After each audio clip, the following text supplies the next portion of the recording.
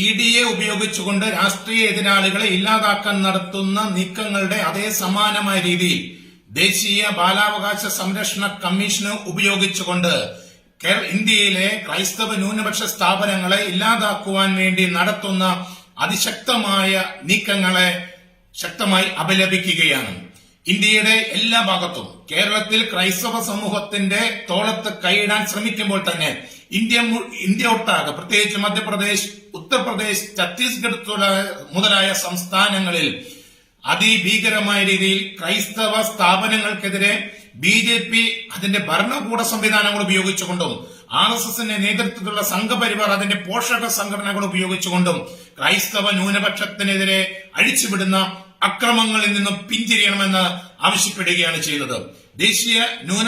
ദേശീയ ബാലാവകാശ സംരക്ഷണ കമ്മീഷൻ ചെയർമാൻ പ്രിയാങ്ക് ഖനൂങ്കിനെ ഉപയോഗിച്ചുകൊണ്ട് ഇത് ആദ്യമായിട്ടല്ല കേന്ദ്ര സർക്കാർ നീക്കങ്ങൾ നടത്തുന്നത് ക്രൈസ്തവ സ്ഥാപനങ്ങൾക്കെതിരെ. ഇപ്പോൾ മധ്യപ്രദേശിൽ അറസ്റ്റ് ചെയ്യപ്പെട്ടിരിക്കുന്ന ഫാദർ അനിൽ തോമസിനെ പോലും നിരന്തരമായി വേട്ടയാടുകയാണ്.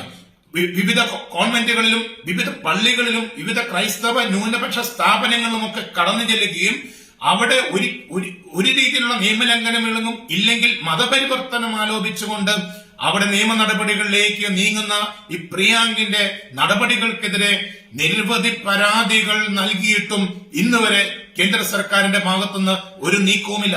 ദേവാലയങ്ങളും കോൺവെന്റ് ചാപ്പലുകളിലും ഒക്കെ കടന്നു ചെന്ന് മാസ് വൈൻ പോലും എടുത്തുകൊണ്ട് അവർക്കെതിരെ അബ്കാരി നിയമങ്ങളും അതുപോലെ മതപരിവർത്തന നിയമങ്ങളും എല്ലാം ചാർത്തിക്കൊണ്ട് കേസെടുത്ത് ക്രൈസ്തവ ന്യൂനപക്ഷങ്ങളെ നിരന്തരമായിട്ടാണ് വേട്ടയാടുന്നത്. മധ്യപ്രദേശ് സംസ്ഥാന വിദ്യാഭ്യാസ വകുപ്പിന്റെ നിയമമനുസരിച്ച് രജിസ്റ്റർ ചെയ്ത് പ്രവർത്തിക്കുന്ന ഗേൾസ് ഹോസ്റ്റലിനെതിരെയാണ് ഇപ്പോൾ പ്രിയാങ്ക് ഖനൂങ്കിനെ ഉപയോഗിച്ചുകൊണ്ട് കേന്ദ്ര സർക്കാർ പുതിയ നീക്കം നടത്തുന്നത്. മധ്യപ്രദേശിലെ ഭോപ്പാലിൽ നിന്നും 20 കിലോമീറ്റർ അകലെയുള്ള പാർവാലിയ പോലീസ് സ്റ്റേഷൻ ലിമിറ്റില് താര സവാനിയ എന്ന ഗ്രാമത്തിൽ പ്രവർത്തിക്കുന്ന അഞ്ചൽ എന്ന ഗേൾസ് ഹോസ്റ്റലിന്റെ എതിരെയാണ് അതിന്റെ നടത്തിപ്പുകാരനായ ബഹുമാനപ്പെട്ട CMI സഭാംഗമായ ഫാദർ അനിൽ തോമസിനെതിരെയാണ് ഇപ്പോഴത്തെ നടപടി. അവിടെ ഓർഫനേജ് ലൈസൻസ് ഇല്ല എന്ന ആരോപണമാണ് വെച്ചിരിക്കുന്നത്. ഇത് ഹോസ്റ്റലായിട്ടാണ് രജിസ്റ്റർ ചെയ്തിരിക്കുന്നത്. ഗേൾസ് ഹോസ്റ്റലായിട്ടാണ്. പാരന്റ്സിന്റെ പൂർണ്ണമായ അനുമതിയോടെ, എഴുത്തുകുത്തുകളോടെ, രേഖാമൂലമുള്ള അനുമതിയോടെ പെൺകുട്ടികളെ താമസിപ്പിച്ച് ചേരിയിലും ഗ്രാമങ്ങളിലും ഗോത്ര മേഖലകളിലുമുള്ള പെൺകുട്ടികളുടെ വിദ്യാഭ്യാസ ഉന്നമനത്തിന് വേണ്ടി നടത്തുന്ന ആ ഹോസ്റ്റൽ അതിനെ ഓർഫനേജ് ലൈസൻസ് ഇല്ല എന്നതിന്റെ പേരിൽ അവിടെ നടത്തുന്ന ആക്രമണങ്ങളെ ഒരു രീതിയിലും നമുക്ക് ന്യായീകരിക്കാൻ വേണ്ടി പറ്റുകയില്ല.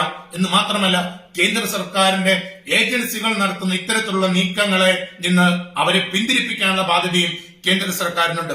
ഗേൾസ് ഹോസ്റ്റൽ റെയ്ഡ് നടത്തി പഴയ രജിസ്റ്ററുകൾ തപ്പിയെടുത്ത് ആ കാലഘട്ടത്തിൽ കോഴ്സുകൾ കഴിഞ്ഞ് ഭവനങ്ങളിലേക്ക് മടങ്ങി കുട്ടികളെ കാണാനില്ലെന്ന പരാതിയും കൊടുത്തുകൊണ്ട് അവരെ മിസ്സിംഗ് ആണെന്നുള്ള പരാതിയുടെ പേരിലും മതപരിവർത്തനം ആരോപിച്ചുകൊണ്ടും ബഹുമാനപ്പെട്ട അനിൽ തോമസ് അച്ഛനെ അറസ്റ്റ് ചെയ്തിരിക്കുന്നത്. ഈ നടപടി, ഇതുപോലുള്ള നടപടികൾ പ്രിയാങ്ക് ഖനൂങ്ക് മധ്യപ്രദേശിൽ ഉടനീളം നടത്തിക്കൊണ്ടിരിക്കുക. അവിടെ മാത്രമല്ല, ജബൽപൂരിലെ ഈ അടുത്ത കാലങ്ങളിൽ ഉണ്ടായ ഒച്ചപ്പാടുകളെല്ലാം നമുക്കറിയാം. നിരവധി സ്ഥലങ്ങളിൽ ഇത്തരത്തിലുള്ള കേസുകളുണ്ട്. നിരന്തരമായി ഇദ്ദേഹത്തിനെതിരെ കോടതി കേസുകൾ പോലുമുണ്ട്. കോടതിയിൽ നിന്നും ഇദ്ദേഹത്തിനെതിരെ ഉത്തരവുകൾ പോലുമുണ്ട്.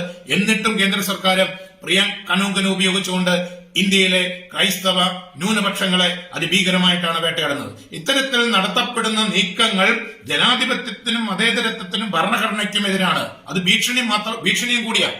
ക്രിസ്മസിനോടനുബന്ധിച്ച് പ്രധാനമന്ത്രി ഡൽഹിയിൽ അദ്ദേഹത്തിന്റെ വസതിയിൽ ക്രൈസ്തവ മേലധ്യക്ഷന്മാർക്ക് വിരുന്ന് നടത്തുന്ന സമയത്ത് പോലും ഇന്ത്യയിൽ അങ്ങോളം ഇങ്ങോളം ഈ സംഘപരിവാർ സംഘടനകള് ഭീകരമായ രീതിയിലാണ് ക്രൈസ്തവർക്കെതിരെ അക്രമം അഴിച്ചുവിട്ടിരിക്കുന്നത്. അതിന്റെ അവസാനത്തെ തെളിവാണ് ബഹുമാനപ്പെട്ട അനിൽ തോമസ് അച്ഛനെതിരെ നടത്തിയിരിക്കുന്ന നീക്കം.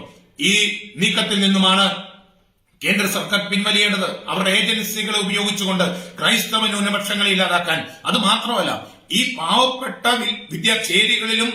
ചേരികളിൽ താമസിക്കുന്ന, മലയോരങ്ങളിൽ താമസിക്കുന്ന, വനങ്ങളിൽ താമസിക്കുന്ന പെൺകുട്ടികൾക്കും യുവജനങ്ങൾക്കും കുട്ടികൾക്കുമെല്ലാം വിദ്യാഭ്യാസം കൊടുത്ത് അവരെ സമൂഹത്തിന്റെ ഉന്നതിലേക്ക് കൊണ്ടുവരുന്നതിനെയാണ് ഈ കേന്ദ്ര സർക്കാർ ഭയപ്പെടുന്നത്.